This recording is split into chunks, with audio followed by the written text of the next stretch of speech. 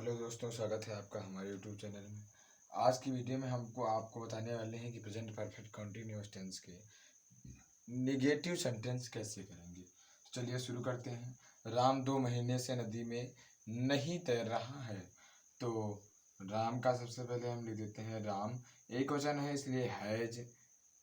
अब जो बीन लगाते थे, कुछ भी नहीं करना, इसमें अफर्मेटिव की तरह ही सेम टू सेम उतार लेना है। केवल जो बीन लगाते थे और हैज लगाते थे, इसी के बीच में नॉट लगाना है।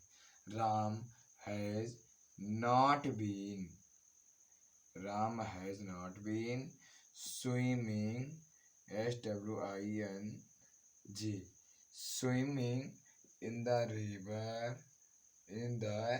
River, for 2 months, MONTH, 2 month।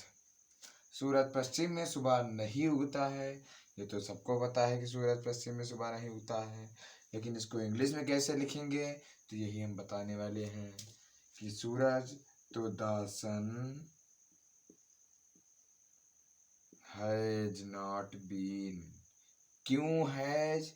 क्योंकि सूरज एक ही रहेगा हमेशा। ये यूनिवर्सल ट्रुथ है, सत्य रूप व्यापी, सत्यव्यापी। The sun has not been, उगना को हो जाएगा राइस, RIS, ई होता है लेकिन ई हटा के ING लिख देंगे। तो राइसिंग मॉर्निंग, MORNING, मॉर्निंग। उसके बाद में तो नहीं, राइसिंग के बाद rising in east, in the east, EAST। उसके बाद टाइम लिखेंगे। टाइम क्या है? सुबह। तो SINCE, सिंस मॉर्निंग, MORNING,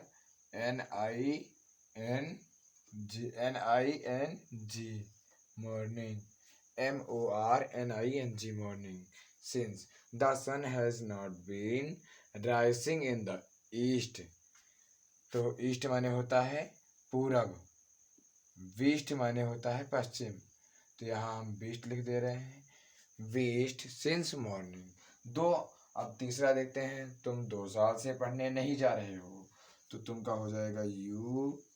उसके बाद हैव नहीं है इसलिए नॉट बीन, पढ़ना का हो जाएगा रीड, READING, रीडिंग।